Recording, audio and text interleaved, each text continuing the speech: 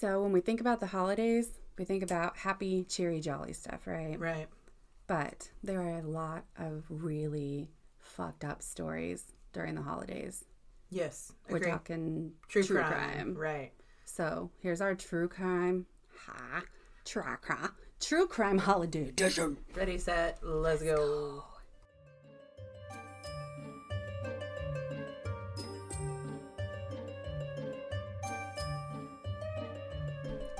Hello, I'm Ash. And I'm Lynn. And this is Only If You Can Keep Up. So, I'm going to start this horrifying thing off. You're going to start it. Okay, I started it, but it's fine.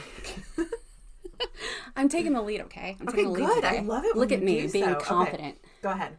So mine doesn't really have a title. So it's probably not really. It's just a horrible event that happened on Christmas. Yeah. True crime. I'm going to name it Horrifying Gifts Under the Tree. How about that? I love your name. Okay. Thank you. Let's It's go. so original. It's so unique. Okay. So 2011, early December. That's not that long ago. Not really, no. Okay.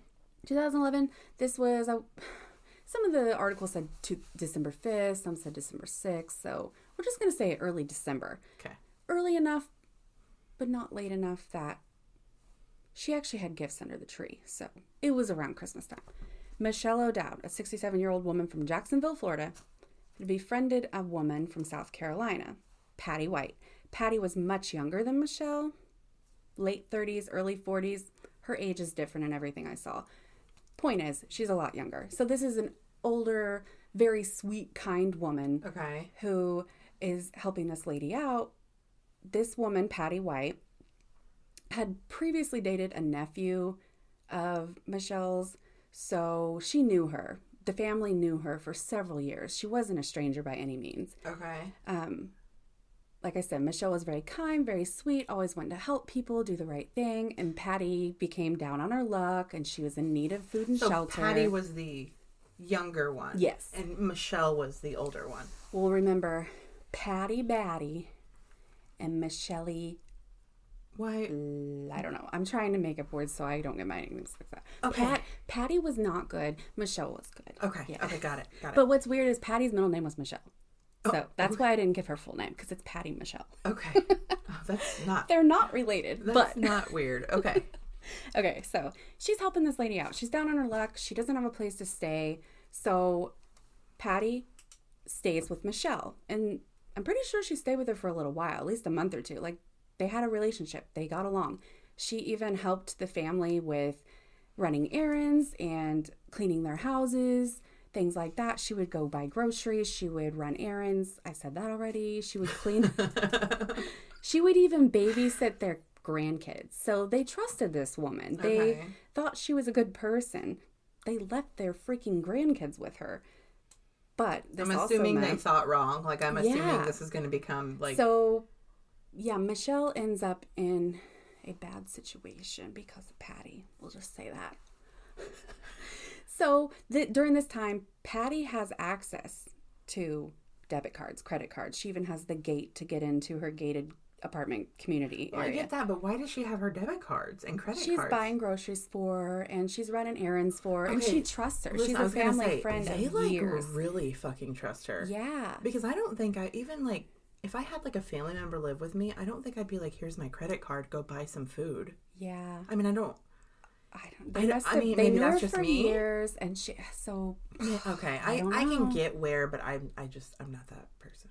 At least so this lady, I guess she left. She moved out, went back home to South Carolina. Yeah, Patty dipped. She left. Okay, I don't know if there was anything specific that caused her to leave, or if she just left on her own account. I don't know. Okay, but soon after, she would come back and she would stay a night with her. She would visit. So every now and then she would spend the night there when she was in town. So they were still on good terms. So I was going to say, so it couldn't have been something too bad. Yeah. Okay. I don't know how this happened exactly, what went wrong, but one morning in December, Michelle didn't show up to work. They have a family business, and her brother Phil, her twin brother, was worried because she didn't show up. He called her, which she wasn't answering. So he stopped by her apartment to check on her. The door was left kind of propped open, a little ajar. I was going to say the door was ajar. The door was ajar. The door is always ajar. Your door is ajar. So he went on in.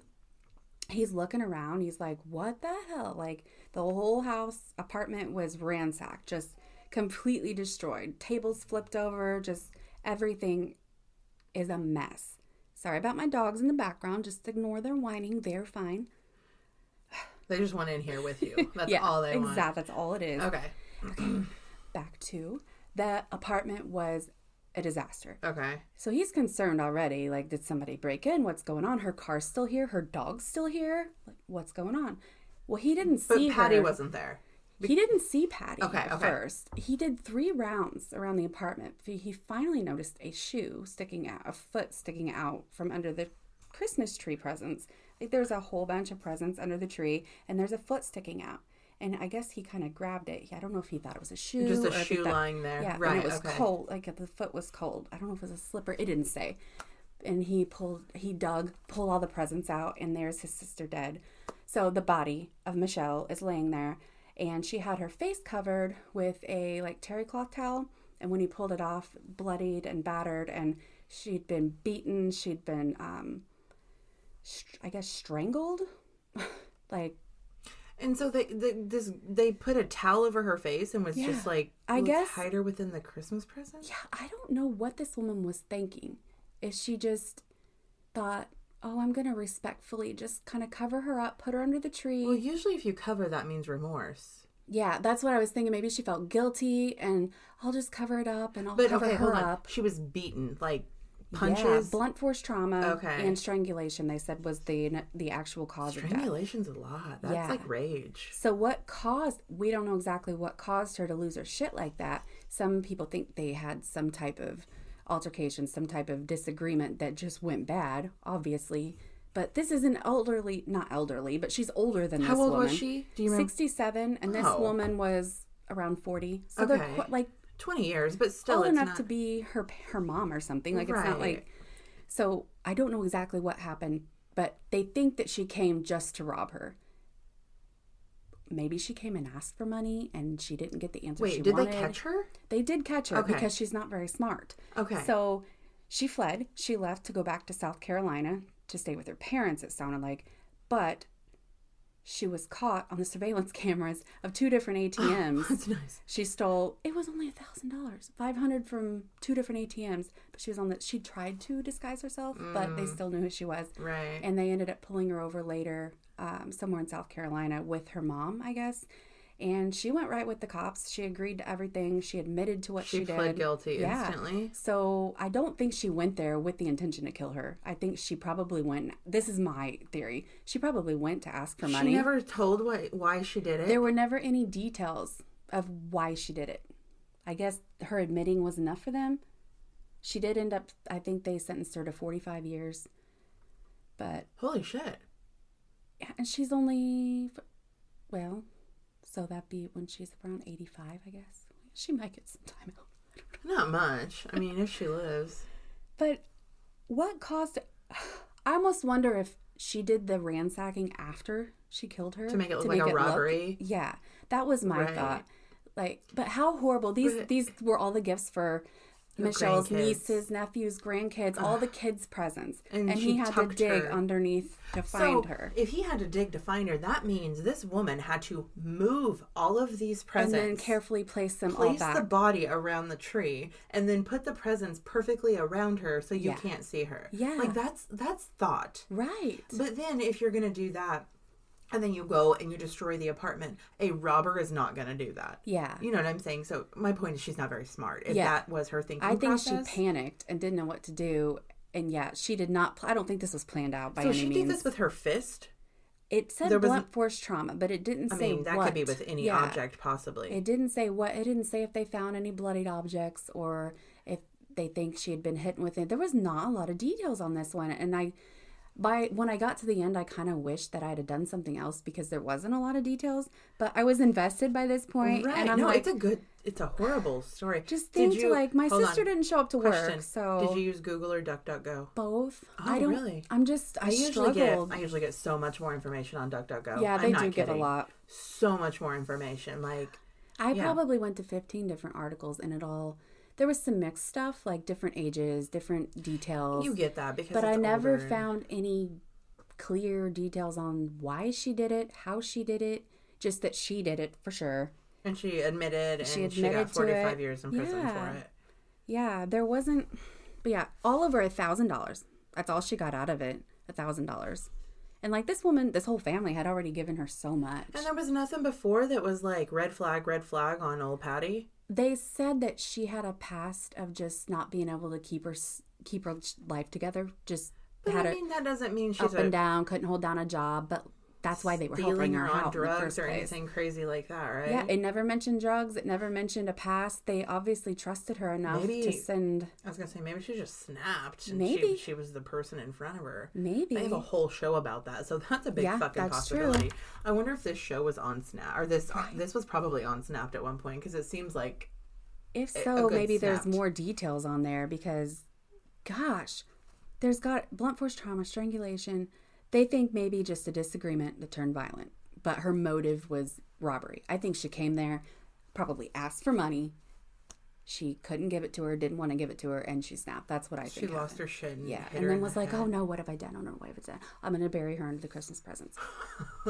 Why? I mean, she probably thought physically, I can't drag this woman out. I don't know what to do. But if she I can run drag fast her enough. around the Christmas tree. I mean, that's... right. What I thought was weird, they said they questioned like 10 houses in the neighborhood. I got conflicting sources here. A couple things said that no one heard anything, saw anything suspicious. No one knew what was going on.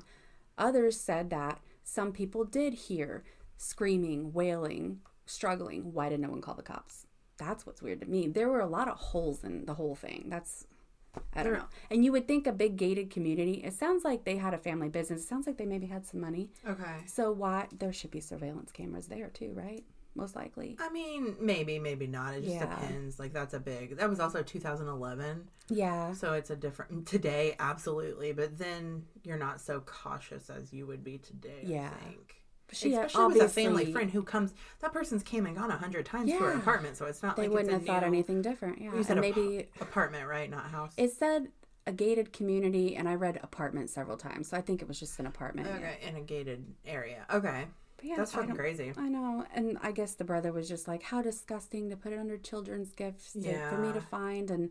I guess they had a twin bond, so he was really close to her. So for him to be the one to find her that morning, and that's horrible. Just think she didn't show up to work, and I don't know, just under the kids' gifts.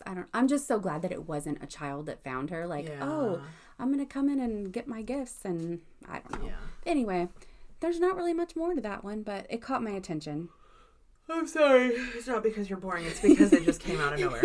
It wasn't the most interesting. That was so bad. Okay, I'm sorry. Okay, I'm doing the... Ooh, train. That was like the perfect cue. Choo-choo. I'm doing the Covina, right? That's how we say it, right? Okay, Covina, like California. West Covina, California? Yeah, Covina Massacre. That is what it is named. It's fucking brutal, just so you know. That train is brutal. It sounds so... I think it's because we have headphones on, because it sounds so much louder than Calm your tits, choo-choo. Choo-choo. Okay, this all starts with 45-year-old Bruce Jeffrey Pardo. Bruce. We don't like Bruce. He's bad, okay? He was the son of an engineer, and he was An engineer? Like for a train? Like a locomotive engineer? No, like a mechanical engineer. Like a mechanical engineer. I was right. Like, how That strange. would have been cool, but no, I could not add those together. He was extremely smart with numbers. His father was, and so was he. Like, he took on... Yeah, to be an engineer, you've got to... Well, he had his dad's smarts. He eventually became an engineer, kind of. Not exactly like what his dad did, but... Kind of by trade. He was very... When I say he was smart, he was really, really, really fucking smart. Yeah. Choo-choo. He worked at a jet propulsion laboratory in Flint Ridge. Jet propulsion. I'm assuming they do stuff with jets. I really don't know. I mean, if you work on that stuff, that's how smart you have to be. You know, like people don't do that. He was said to be an extreme jokester, a prankster. He was always fucking with people, always leaving shit out on people's desks just to get a laugh, he would do huge, big, elaborate things just to make people laugh. Like, he would put blow-up dolls, like sex dolls, in coworkers' chairs. And just random... Yeah. he wanted to be the center of attention at all fucking times, no matter what. He was also a loudmouth, a goofball, and he wanted to be... I'm pretty sure that every human on this planet knows somebody like this. Yes. I mean, minus what he does later, just like that dickhead that has to be up front. I'm sure everyone has a person or three that come to mind with that. Exactly, like a long lost uncle, Yeah, or a long lost cousin you only see on the holidays. It's just like, shut the fuck up, Bruce. Like, you know what I mean? Like, that's what it sounds like. Bruce. Like, we all have that. We all know at least that one Bruce motherfucker. just needs to let loose. Bruce needs to chill his fucking pants. Himself. There was never any repercussions for what he did. He would embarrass the fuck out of you. You would run away crying. People were didn't care. Probably too intimidated. He did not care. He did not care what he did to anyone, how they felt, what happened to him. No limit. Like, nothing was off limits. He did not fucking care. At work, he actually... Ruthless. I don't understand. I saw this in several articles. How he never got fired, because he constantly goofed off. He would just, like, in the middle of the day at like 2:00 be like, "Yep, I'm dipping," and leave. Or he would show up at noon the next day. Some people like that, it's like their energy is so intense. People are just scared to confront him. Yeah. I don't know. He was hardly at work, and when he was fucking people's lives up. Like, he didn't care. He didn't. The Bruce is loose. Oh God. At one point, here's a fun story. He actually hacked his work system just to see how much money everybody made. Wow. And then he would go around and talk shit about it. Well, I make more than you. Do you know you make more than Ginny? Like, I'm serious. So he was also a shit stirrer. Yeah, and I mean, the hacking his work system, he's smart. We get that he's a very smart human being. Okay, in 1989, he actually got engaged to a coworker. She must have liked the nasty Bruce. I don't know. I could not find her name. I'm pretty sure she decided to stay nope silent with after. This story. Don't put me in any article, because this story is brutal. Like, it's fucking nasty. Like, Brutal Bruce. Brutal Bruce. I like that. The two planned an extremely large, expensive wedding. Extremely large. And a honeymoon to Tahiti. Oh. To Tahiti. Okay, at this point, Bruce had no money. He had just started off in this business, and he's not doing well. So if you're a big jokester, dick, prankster like that, I'm assuming you're just blowing all your cash. Impulsive. You know what I mean? Yeah. He actually lived with his mother at this point. Like, he didn't have his own house. So he's going around making fun of people for how much they make. It's probably just to cover for his insecurities. He's insecure as fuck is what it is, and that's how we handle our insecurities. Right. That is not big dick energy, Bruce. So he forced her to pay for everything with this wedding because she was well off. She had been there for a while. She'd been saving money because you work at a jet propulsion place. Like, you make good money. So but not he's old like, Bruce. Sugar mama. He made her pay for almost everything to do with this wedding. A honeymoon to Tahiti. Apparently the wedding was huge. The wedding day came and he never showed up. Damn, Bruce. Just didn't show up. He was like, you know what? I'm not doing this. He also, the next day, the fiance that was no longer the fiance because Bruce dipped, she found out that he took all of the money they had in their joint account. Oh, that was a bad move. And he booked a trip to Palm Springs, Florida by himself, just for the fuck of it. Wow. Yeah, it was only a couple $1,000s, but still, Why dipped would you to get Florida. A phone account? A joint, what the fuck a duck? A joint fuck account. A duck. What would you... I don't know why she would allow a joint account. Right? I don't know, because this person's obviously impulsive and unpredictable. I mean, but she had to have seen something, or unless she was just extremely desperate and wanted to be married. I mean, I get that, I guess, but I don't know. And that's it. Like, he never saw her again, never spoke to her, still don't know her name to this day. Okay, we're going to fast forward to about the year 2000. Okay. He just started, let me try that again. He started dating a woman named Alana Luconde. I might say that wrong. I'm not good with names. We all know this. They actually had a son together. They had a child together. They were demon offspring. No. He wasn't. He was good. Okay. Sorry, I'm getting ahead. We're jumping. They actually had a son together. In 2002, Bruce was watching his son while Elena went shopping with her mother.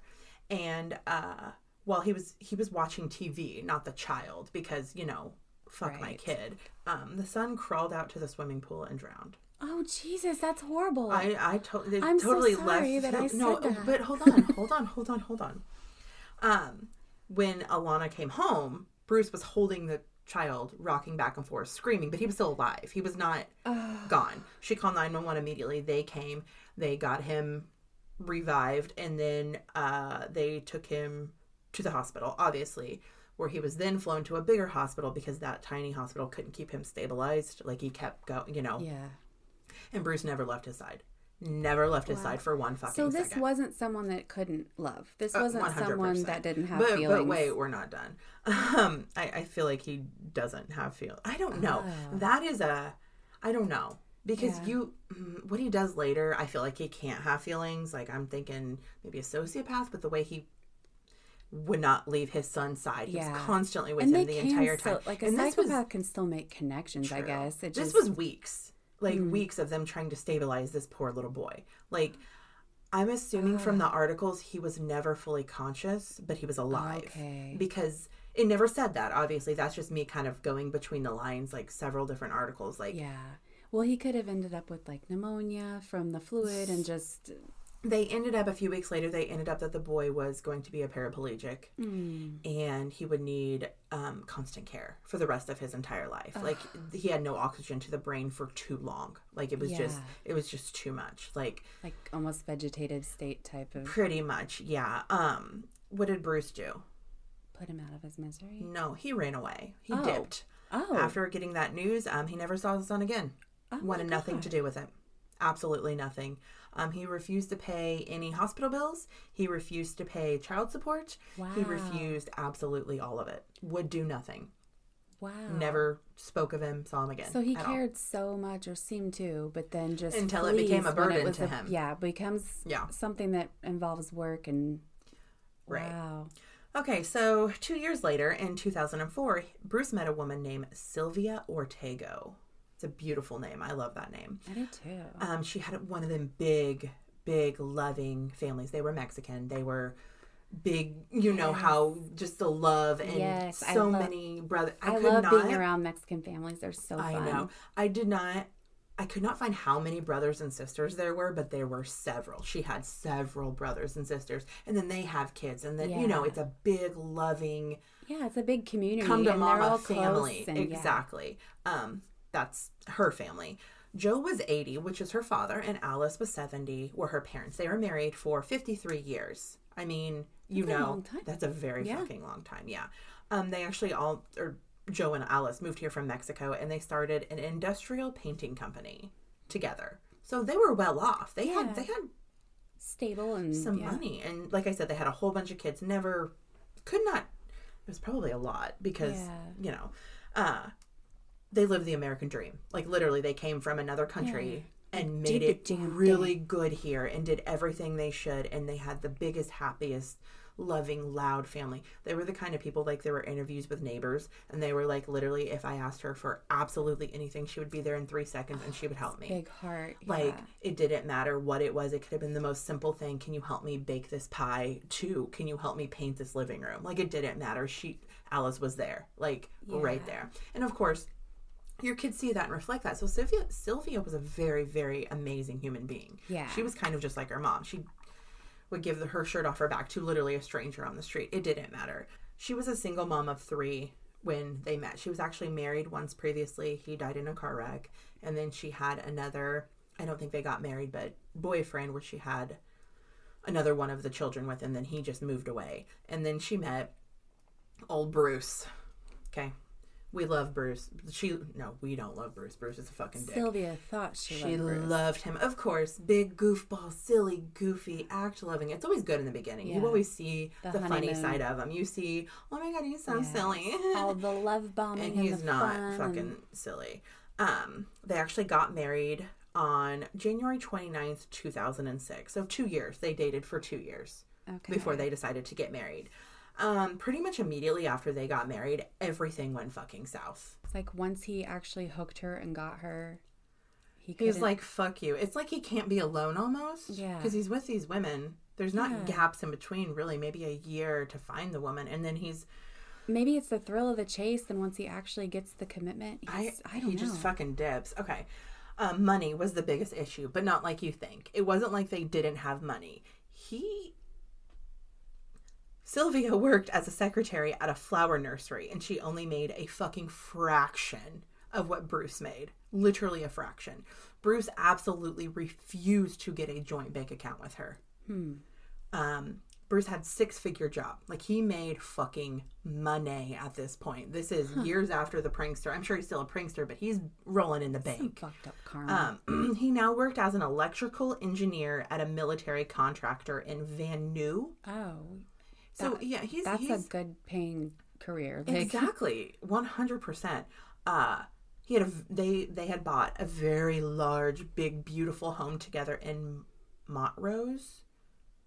Is that right? Montrose? I don't word well. Montrose.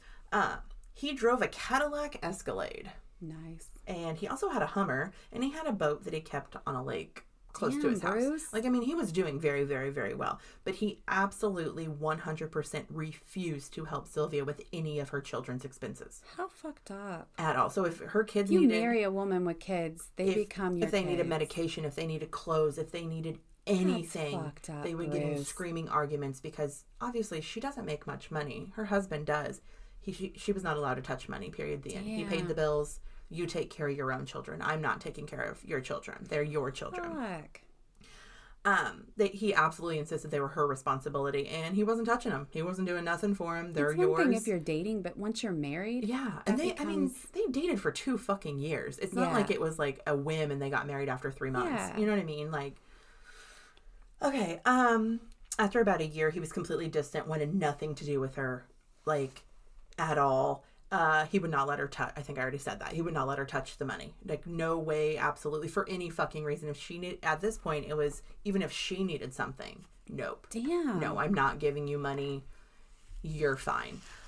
Sylvia actually knew about the previous son that had drowned, and then he kind of dipped, and she felt bad for him because I guess whenever he told her, it was this big cry fest, and he just couldn't talk about it. Too much anxieties, too much I don't want to deal with it. She had actually knew all of that, and like in the beginning of the relationship.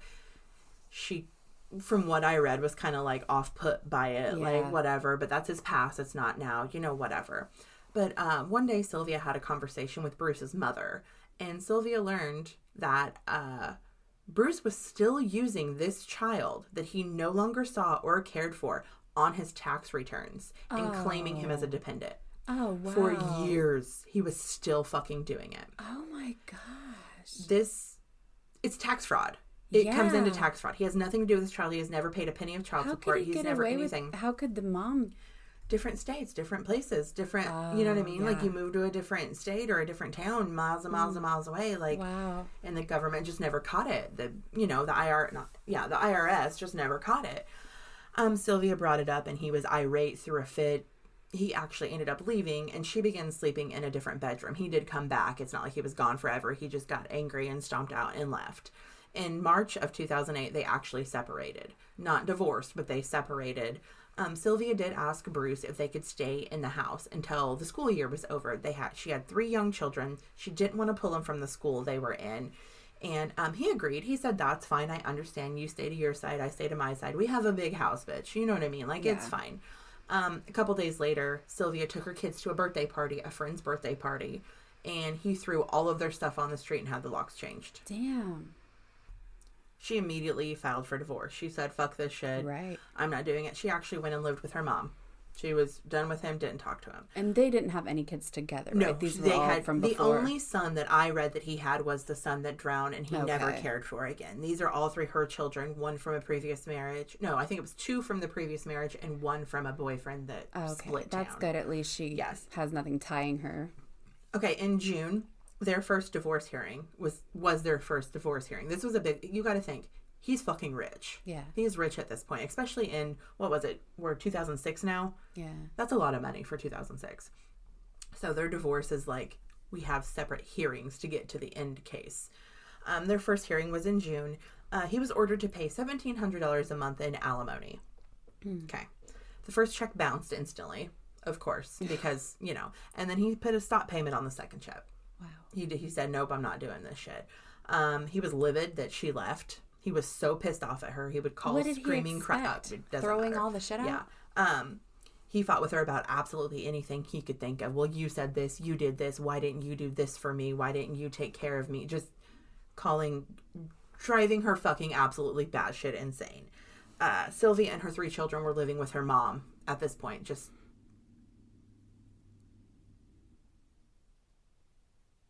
Is there a lion outside your window? Okay. It was. Sylvia and her children were living with her mother. I don't know if I said that earlier. She was living with her mom and dad in Covina. Is that what it was? Covina? Covina. Okay. After stopping the payments on the alimony check, he actually bought a 9mm Sig Saucer semi-automatic. Say that 5 times fast with a lisp. Okay, 9mm Sig Saucer semi-automatic gun. I'm wondering if he used the money that he was supposed to pay her to buy the gun. It did not say that officially, but that's kind of what they made it seem like. If a check bounced, then there was nothing in that account. So what did he go withdraw everything? Or did he really not have money at this point? Right. Well, here we go. A month later, he was fired from his job. Okay. He had actually been charging clients for hours that he never worked. Yeah. So he actually did get fired. He was denied unemployment because, he was stealing money from customers. You're not going to get fucking unemployment for that shit. So now he was unemployed. The judge decided to waive all alimony obligations because he doesn't have a job. I'm assuming judge was a friend because that would not normally happen. I don't think. I mean, I guess it could. I don't know how alimony works. I don't know. I don't truly either. I would think it's kind of like child support, though. Yeah. Not exactly, but where you pay monthly. Think maybe he doesn't have any money now to give. The whole reason was because he had some. I don't know. But he also has a mansion and a Hummer and an Escalade. So anyway, I don't know. He decided to buy another 9mm Sig Saucer in August. A month later, and the only reason he had to wait another month, this is September. Okay, we're in September now. He had to wait a month because the state of California, you can only buy one gun a month. Okay, after 3, 1 and 2 you can buy together. The third one, you have to wait a month. You have to start waiting a month between each purchase of a gun. Back then, the laws of California. I do not know if that's the law now. I don't live in California, so I don't know. He also ordered a custom Santa suit from a local tailor. He went and got fitted for it and everything. Absolutely customized to his fucking body. Yeah, weird. Another month later, in October, he purchased a 4th 9mm. The Sig Saucer, whatever. I don't know what that means. I'm not a gun person. I don't know what that is. Why is so many of the same? So we're on 4. He then traveled to Iowa to visit a friend. He went to Iowa because the bullets, he could only purchase 1 box at a time in California. And in the state of Iowa, there was no limit. Are different, yeah. Exactly. He purchased 16 magazines that held 18 rounds each. Okay.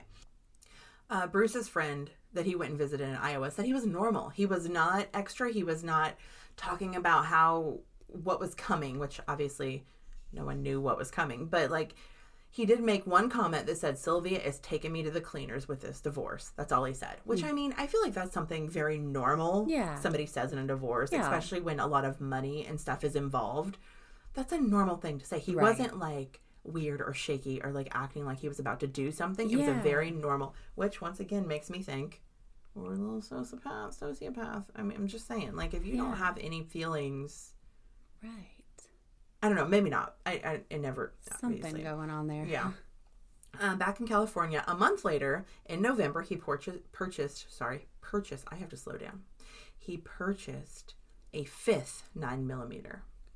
And he picked up his Santa suit. And the same, he drove to the gun store, then drove to the Santa suit store.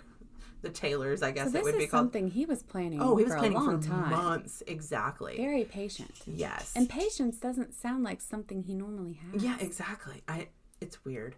On December 18th, 1 week before Christmas, their divorce was finalized. Okay. Everything was done. He got to keep the house, but he had to pay Sylvia $10,000. That's it. Nothing more. Which is amazing. Yeah. Because normally you would have to sell the house, sell the cars, and give her half. Yeah. So all he had to do was give her $10,000. He was fucking... Sounds like she just wanted it to be over with. He was irate. Oh, wow. She got to keep her wedding ring, which was very, very, very, very expensive. I could not find a number, but it was a very nice ring. And she got to keep the family dog. She really wanted the dog, I guess. But he was irate at all of this. I'm not giving her $10,000. Screw this. Okay, are we ready for the big bad? Because it's here. Okay, I'm going to throw in a trigger warning because the very first incident is bad, but it doesn't get better either. So just trigger warning. On Christmas Eve, 2008, Okay? At about 11:30 p.m., Bruce dressed as a Santa. He put that Santa... In his well-tailored, very nice fitting, fancy Santa suit. He was also carrying a very, very large box that he had wrapped. Like, gift wrapped. Like, Santa's gotta have presents. It was elaborate. It was huge. Oh, just wait what this present is. Okay. He knocked on the door of the Ortegas, where Sylvia is living with her children. Joe and Alice were hosting their yearly Christmas Eve party. So, large family, everybody's together? A total of 25 people were there. Okay. Between siblings, brothers and sisters, aunts and uncles. A couple of the neighbors came. And it's 11:30 at night, so I think a lot of the neighbors had already went home. And it was mostly family that was staying the night. Some of the family was in the kitchen playing Texas Hold'em. Some of the kids were playing on their video games. There was a couple teenagers upstairs. There were some little kids watching movies in the living room. Like winding Typical down big family. At the end of the night, you know. Everyone was just kind of scattered around the house. There were still a couple men in the backyard, I'm assuming, drinking a beer and talking. Yeah. You know how family parties go, I would hope. Like, if not, it's a typical family party. 8-year-old Katrina answered the door, excited as shit, because when she opened it, she saw Santa Claus. He shot her in the face. God. He then rushed throughout the house with his gun, shooting everyone he could find. So this is what was in the box, huh? Nope. No? He hasn't opened the box yet. Oh. These are all the guns. He has, was it 5 or 6 of the 9mm? So he's got them in his Santa pockets and Santa just pulling pockets them out. loaded up, everywhere. ready to Boom, go. boom, boom. Shot every single human being he could find. Oh, if he saw something moving, it got shot at. Several family members did run out the house to safety. A lot of them got out, not all of them. Someone ran to the neighbors and called 911, and they told the cops it was Bruce because obviously they know who Bruce is. She's been married to their relative for years. Meanwhile, back in the house, Bruce opened his big ass package after he had realized everyone was gone, nobody was moving. Everyone, he thought he had killed everyone. I don't think he realized people ran out the house. Yeah.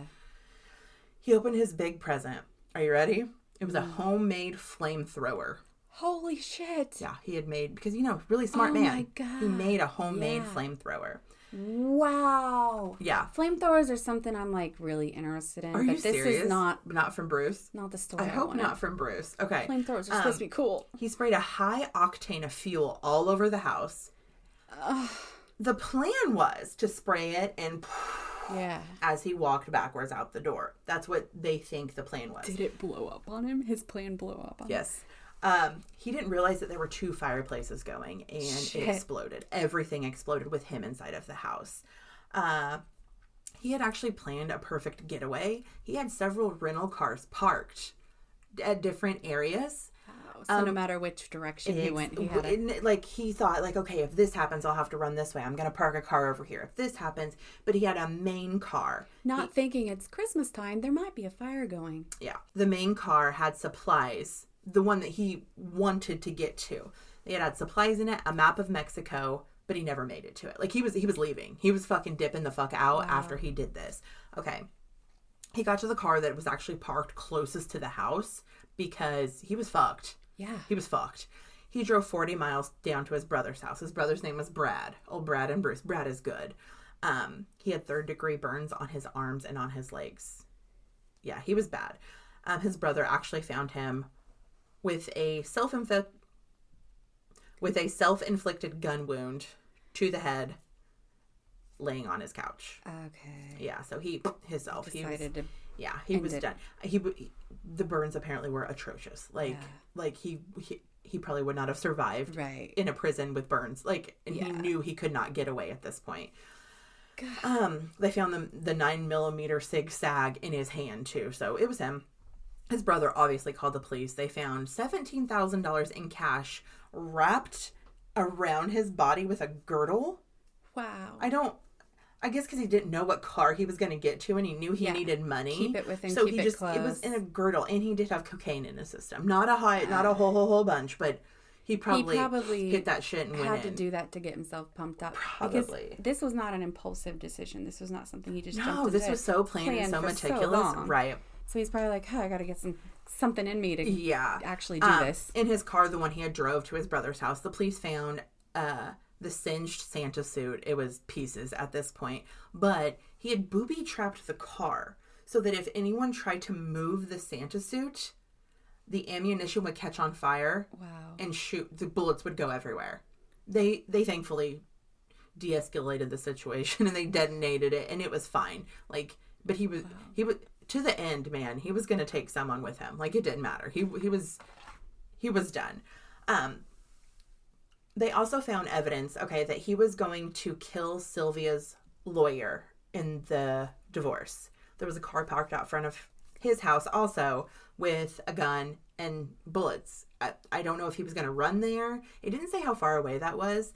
And there was also evidence in one of the cars that he was going to go kill his mother because his mother is the reason Sylvia left to him, because she told Sylvia about how he's still doing the tax returns with claiming that son as a dependent. So Bruce's mother was on Sylvia's side through this whole thing. She knew her son was a shit show. And so he wanted to kill his mother too. Obviously, those people were unharmed and they were fine. Everyone in his way, out of the way. Literally. Like, and then he was going to dip to Mexico. Break. Yeah. 9 died total. Out of 25 people there, 9 died and 3 were severely injured. A 16-year-old girl, she was shot in the back of the head, but she lived. Another woman had jumped from the 2nd story and she broke her ankle. She lived. And the little 8-year-old Katrina, she was shot in the head. She lived. Oh. And she actually went on to be a gun control activist. Oh, wow. Yes, she did live. Wow. I don't know if it was like a side swipe situation. Huh. She lived, which is amazing because that poor little should have led with that. Well, it's the suspense. Yeah. Okay. The people who did die were Joe and Alice Ortega, the mother and father, together for 50 plus years. Could you imagine? Their son, Charles, and his wife, Sherry Ortega. Their son, James Jr., and his wife, Teresa. Their daughter, Alice, and son, Michael, and Sylvia. Several, including Sylvia, were shot execution style. Yeah. That's terrible. And the bodies were so burnt, it took weeks to dental records to decide who was actually... One of the bodies was not found for a while because they did not know it was a body until they started cleaning the debris. Oh, man. And then they, I guess, found teeth or something along those lines, and then they discovered there was a 9th body. And that, I don't know who that was. It did not say which family member. Y'all. That's crazy. I've not heard of that one. I've actually heard this one before, but I didn't go into nitty-gritty details. I think I saw it on a TV at one point in my life. Listen, I've been watching true crime since I was literally 10 years old, maybe 12. So I've seen, as I'm going through, I remember certain things, but I did not remember all the details. Absolutely shit. Bruce is a dick. We're all glad he's dead. I'm just saying, fuck him and his couch he died on. Or his brother's couch he died on, apparently. Right. Oh, yeah. Oh, that's a true bad Santa story. True bad Santa story, yeah. Good Lord. Yeah. So, on a lighter note, Lynn's going to exit this episode with some lighter. Okay, so fuck Bruce, first of all. And these are a little funnier, a little lighter crimes, not so dark and gory. And horrible. I mean, they're still bad. They're still crimes. Crimes are bad. Okay. Some Christmas crimes that throughout the years, a few that caught my attention. So a little more lighthearted. In 2013, 41-year-old South Carolina man was left bloodied early Christmas morning after his wife attacked him and stabbed him with a ceramic squirrel. Her reasoning, he didn't bring home the damn beer. So wait, she got a little ceramic squirrel, broke that bitch and stabbed his ass? Evidently. I mean, he probably deserved it. That beer is important. This is South Carolina. That's where my other murderer was from. South Carolina. Well, look at you. Huh. Must anyway, be a state. No. 2011, and an Ohio man, I cannot speak, an Ohio man high on bath salts broke into a home in his neighborhood. An 11-year-old boy saw him in the home, noticed him, weird man in my home, what's going on, and got his parents. He was unwrapping the boy's gifts, playing with them. What the fuck? They said he was watching TV, just, having a fucking good time. But get this, he also decorated the house for Christmas. He hung a wreath, he lit some candles and arranged them all nice. He was charged with burglary for breaking and entering, but That's all he did. I'm sorry. I would drop all charges. Thank you for doing what I didn't do. Thank you for the work. I mean, it sucks you unwrapped all my son's gifts, but right. thanks for decorating. It sounds like he didn't really do it. I think he just forgot where he was, man. Maybe he thought he was home. Maybe. Like, because you said bath salts, right? So drugs are involved. These are really cool gifts. I want to make them my own. Okay. So I thought that was cute. That's not cute at all. Not the bath salts, not the breaking and entering, but kind of a more lighthearted story. Right. Still a crime, but 2010, a young man they nicknamed the Santa Claus burglar. The Santa Claus burglar. Good job. He was stuck in a chimney for 6 hours while they had to like break the chimney.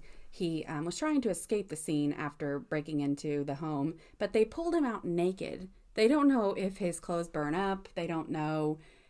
Some said that he was trying to get his backpack, that he'd like gone back in to try to get his backpack. Why he was naked for 6 hours stuck in the chimney, I don't know. But that one caught my attention. That's fucking weird as shit. Right? Okay. We go from naked to underwear bomber. So this was 2009, and this one's terrible, but it all worked out okay. On a plane from the Netherlands to Detroit, passengers reported hearing a noise like a firecracker. It turned out to be the sound of a bomb as it failed to detonate inside the underwear of a 23-year-old Nigerian man. Oh. Abdullah Mutalib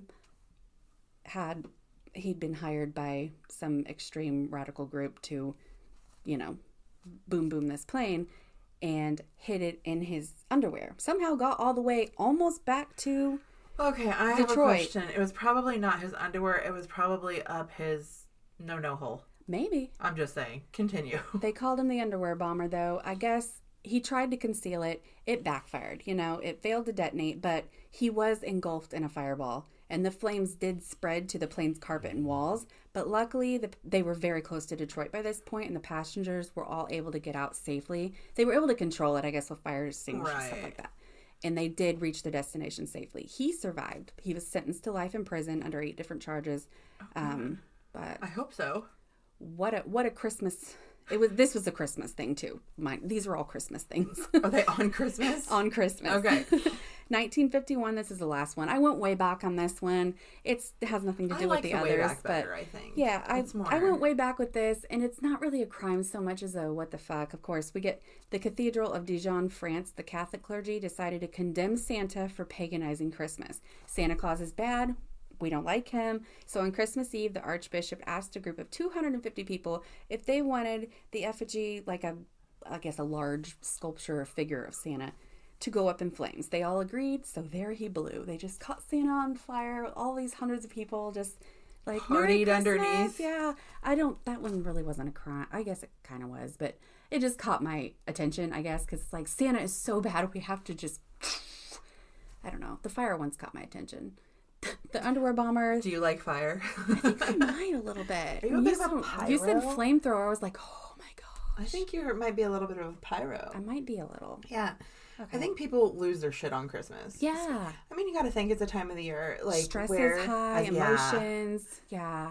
Because there are, like, if you just type in, like, Christmas crimes, holy shit. There are a lot of them out there. There really are. I could have kept going with little stuff like that. Right. Yeah. It's insane. But hopefully your Christmas isn't crime filled free. with underwear bombs and fucking Bruce. Or God, I hope flamethrowers. nobody ever has to deal with a Bruce. If you do, God. fucking run. Yeah. I hope you have a safe and happy Christmas. Me too. Happy Christmas. Happy Christmas. I like that. Okay, if you need to contact us for any rhyme or reason, you can do so at onlyifyoucankeepup at gmail.com. Later. Oh, that was so cute. Bye.